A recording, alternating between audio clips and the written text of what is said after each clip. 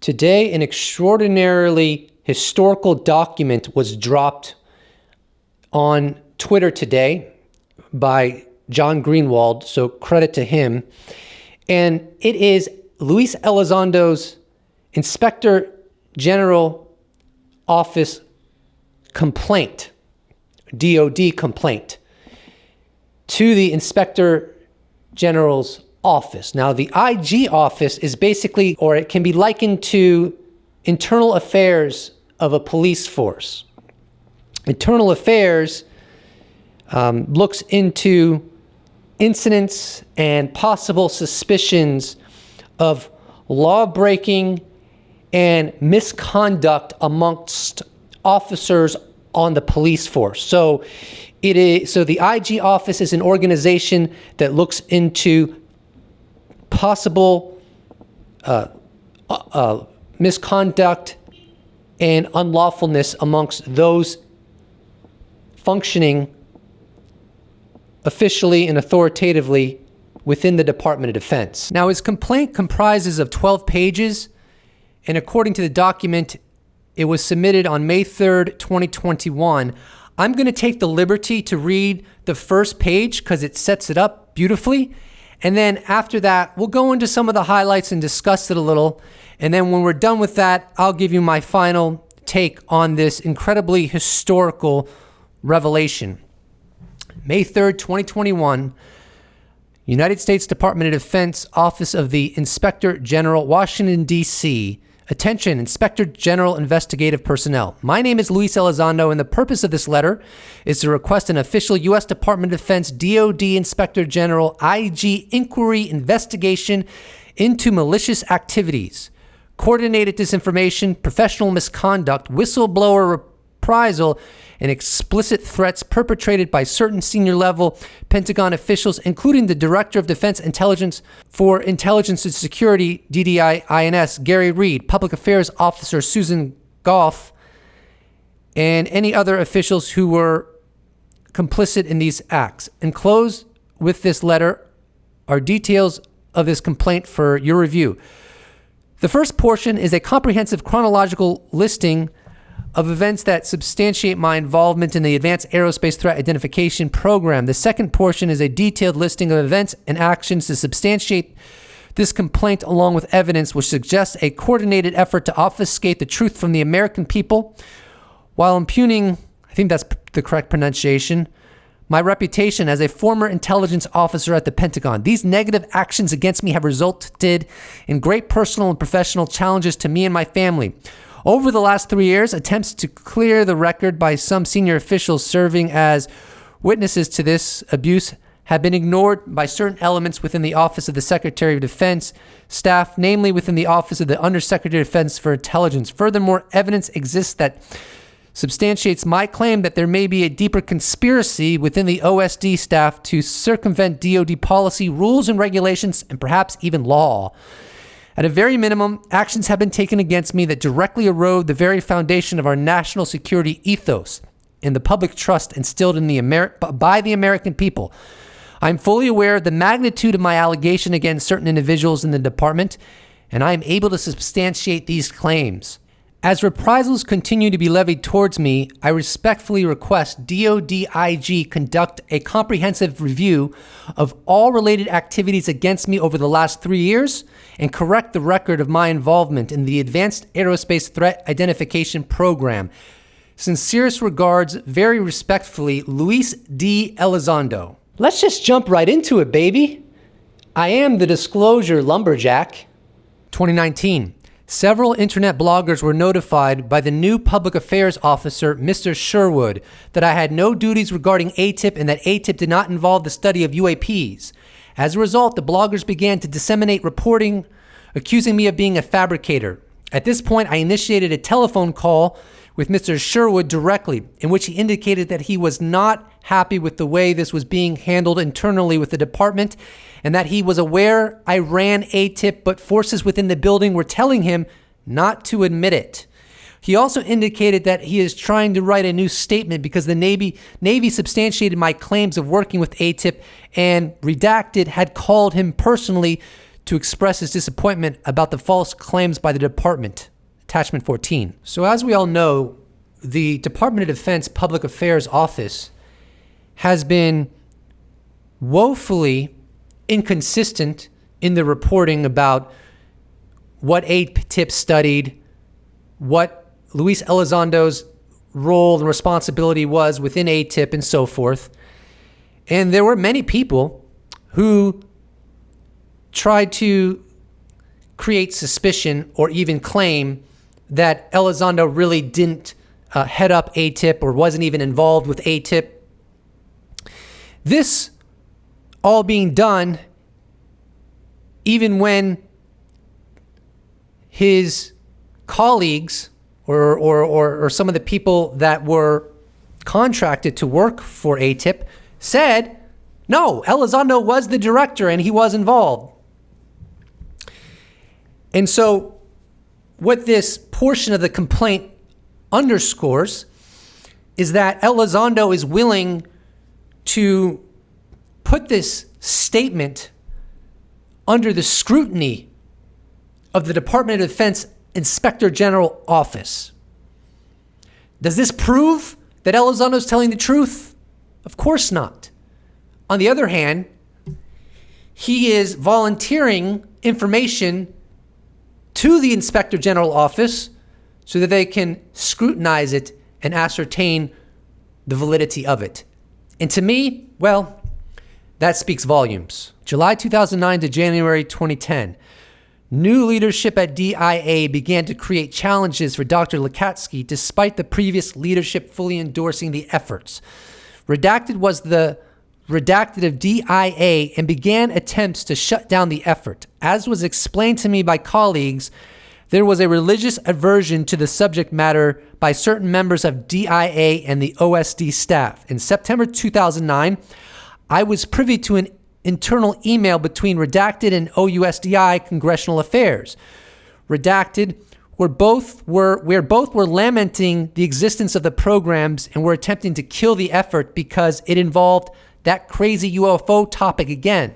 In October 2009, I was asked to attend a meeting within the OUSDI SAPCO space in which I was told specifically that this effort should be discontinued and that although this topic was real, it had supernatural origins not consistent with certain religious views of specific senior leadership. I reported the results of this meeting to Dr. Lekatsky. This is an interesting segment of Elizondo's IG complaint. It talks about senior officials in the DIA that did not approve of efforts looking into this weird phenomena because of their religious convictions. Now, of course, there is an inherent absurdity to this because does anyone think that the governments of China and Russia would desist investigating this phenomena on account of religious doctrine? Further, what happens if China or Russia gets further insight into some of these technologies that are observed, and down the road it results in them making scientific breakthroughs that creates strategic surprise for the United States of America's military and intelligence community, which of course would be a catastrophe. So those in the DIA, those in the United States government that are apparently trying to obstruct efforts into investigating this weird phenomena, in my subjective perspective, are threatening the national security of 330 million American people, and that is simply not acceptable. Further, this portion is interesting because there's long been talk about religious interests within the United States government that do not feel comfortable with looking into this topic. And that would probably file under part of why there is a cover-up. But it's a bit complicated because the UFO issue is highly stovepiped. So there is almost certainly, as it appears, pushback against looking into it. On the other hand, I assess that there are programs that have long been underway studying this phenomena. So it's a big mix of circumstances that leads to this issue not really seeing the light of day the way it really should, and it not being briefed to Congress and other members of the government the way it should. 2015 to 2017. On a regular basis, Mr. Stratton, who was assigned at the time as a Stratcom liaison officer, and Mr. Brennan McKernan, current UAP Task Force Director, and I would discuss new reports that were received and engage in a larger working group discussion with other elements within the intelligence community. These meetings were conducted in designated OSD and Navy sensitive compartmented information facilities, SCIF, spaces, within the Pentagon or Suitland Naval Air Station. Expertise ranging from electro-optical experts to radar engineers would be utilized to try and ascertain some of the observations and what models of physics would be required to explain UAP performance. It was also suggested that a joint operational plan be developed through the joint staff to potentially elicit a behavior response to UAP activity. In 2016, a formal operation plan was drafted and submitted through alternative compensatory control measure channels. The O plan was significant in detail, including the frequency of incursions by UAP, locations, and type. At one point, a comprehensive listing of UAP activity was included for the entire month. Details and specifics as to this information can be provided separately over secure means. So in my opinion, this portion of the IG complaint gives credence to the perspective that AATIP wasn't just Elizondo working by himself as some sort of hobby that he wanted to indulge in, but it was serious business. It encompassed electro-optical experts to radar engineers to be utilized in this effort to try and ascertain some of the observations and what models of physics would be required to explain UAP performance. And interestingly, in this segment, it looks like a plan was potentially being developed through the joint staff to potentially elicit a behavioral response to UAP activity. In other words, trying to bait UAP. And we've heard about this in other interviews. Elizondo has spoken about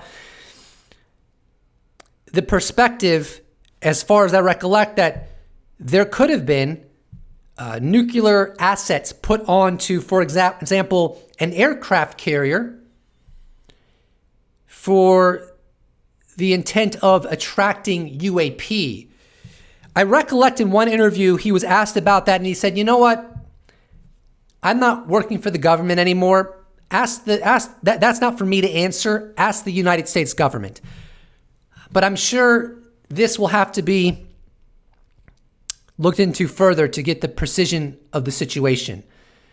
But either way, a theme that you will notice throughout this IG complaint, frankly, is that much of what Elizondo has stated publicly about UAP and his involvement professionally with UAP is reflected in this complaint. A complaint that he's willing to allow the IG office to scrutinize.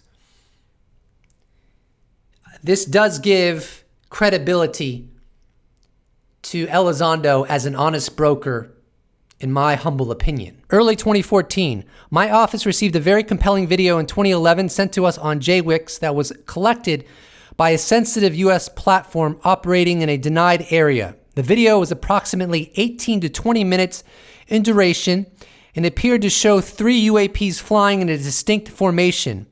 After vetting the video through several intelligence community experts, I decided to share it with Mr. Tipton in 2014 to see if he was aware of any Blue Force technology that could explain what was being witnessed on the video.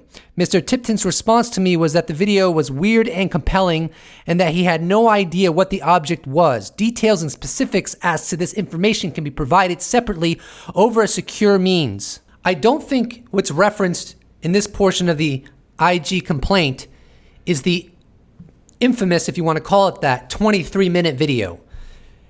Elizondo has stated for the record that there are many very compelling videos. In fact, I recollect that he said the 3 UFO gun camera videos that we have seen are some of the least compelling videos within the archives of the United States government of UAP. And the reason I don't think this is a 23-minute video is, first of all, in the complaint, it is referenced 18 to 20 minutes. That's obviously not aligned with the 23-minute video.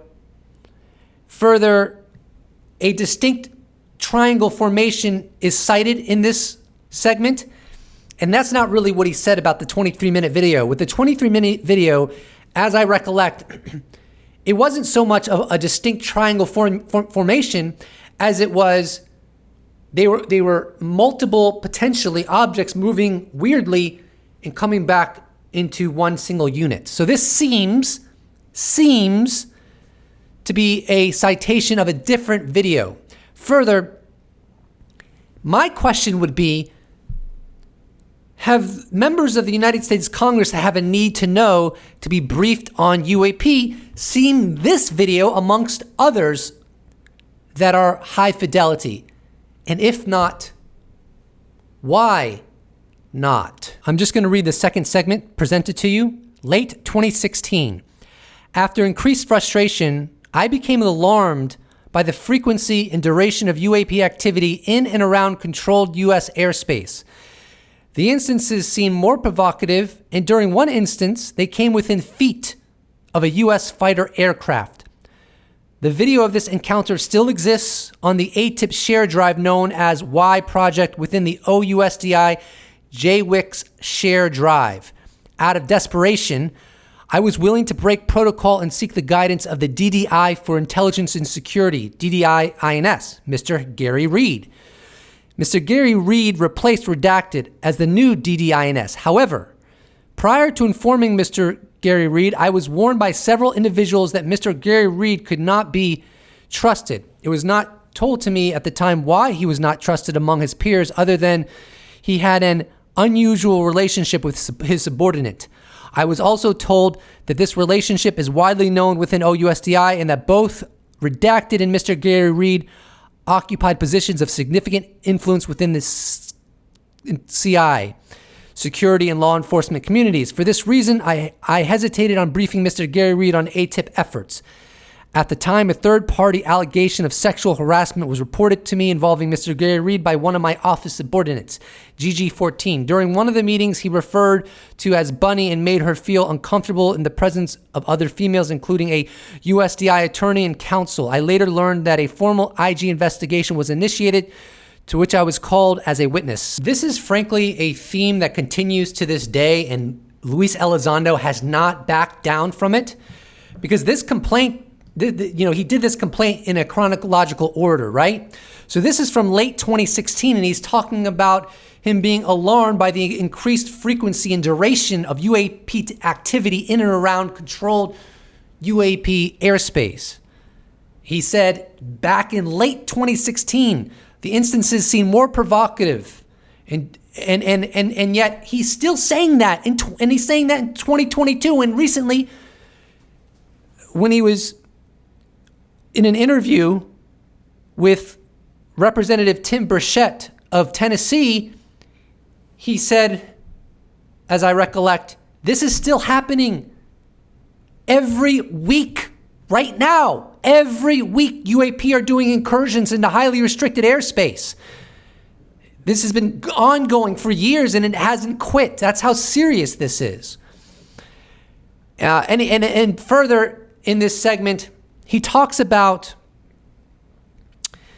a video that was captured feet from a fighter jet. And he has talked about this very video, I assess, in recent interviews. The way he worded it in those interviews is that someone took a video of a UAP 50 feet from the cockpit. Imagine the level of fidelity that may have been acquired with such close range of a UAP. Potentially, no form of propulsion that is apparent. No wings, no propeller. How is the thing staying aloft? Positive lift? Anti-gravity? Who knows? I haven't seen it. I would love to see it. And in that same light, my question, have those within the United States Congress with a need to know to be briefed on UAP seen this video? If not, why not? So there were obviously other really interesting components of Elizondo's IG complaint, but I don't want to cover the totality of it. But what I will do is leave a link in the description so you can read it if you wish. This is breaking news, so I want to upload this as quickly as possible, and I really wanted to cover those segments that I found most interesting. And I hope you enjoyed this video. I'm going to get close to ending this video with 2 tweets of mine because they're really concise, and I'm just wanting to get this uploaded as quickly as I can. My takeaway from Luis Elizondo's IG complaint: much of what he has stated publicly about UAP and his history professionally involved in it, he's willing to have that come under the authoritative scrutiny of the IG office. That's not trivial. My take on UFO hearings: just in case someone gets me wrong, whether willfully or not, because I like to keep it funky, I'm not saying the hearings will prove anything, but they are evidence of one kind or another that can lead to further inquiry and demand for the facts, and that's the point. I'll throw in a third. I desire Luis Elizondo and his AATIP colleagues that were or still are part of the intelligence community to testify about UAP in a public hearing as well as a classified setting. Let's get those hearings going. As the disclosure lumberjack, I'm really enjoying this ride. It's fun, you know. It's just something big drops today, and I get the privilege to make a video about it. It's a fun little trip, and I'm glad we're both in first class right now, consuming some delectables together. Now, the title of my video states that Elizondo is vindicated, and I assuredly anticipate some pushback from that.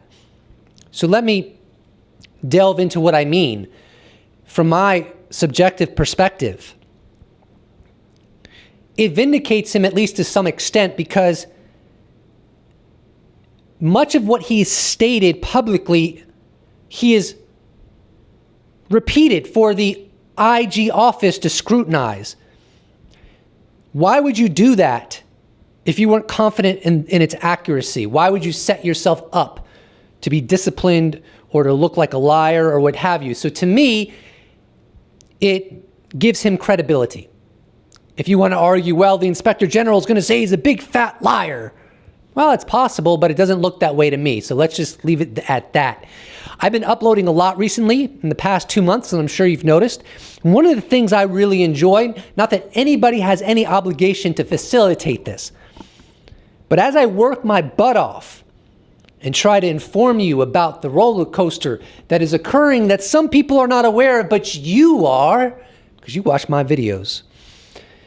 Almost every upload I'm getting support, new patrons, donations, this and that. I really appreciate that. It really lights a fire underneath me. It's like, baby, you gotta publish, you gotta post. And I do. And just the likes on my video, the comments below, getting new subscribers, man, it all fires me up. It's all support, and I thank you. And that brings us to, please do not forget to subscribe. And if you'd like to support this channel, you could check out my merch shop where I sell t-shirts. You could become a patron. You could become a YouTube member. You could even give me a one-time donation. All of those potentialities are in the description box below. Or you could just slap a like on this bad boy, and I will appreciate it so much. It is the Disclosure Lumberjack signing off. Special thanks to all patrons, YouTube members, those that have bought merch, those that have given me a one-time donation. I couldn't do without you. Thank you so much. See you in the next episode.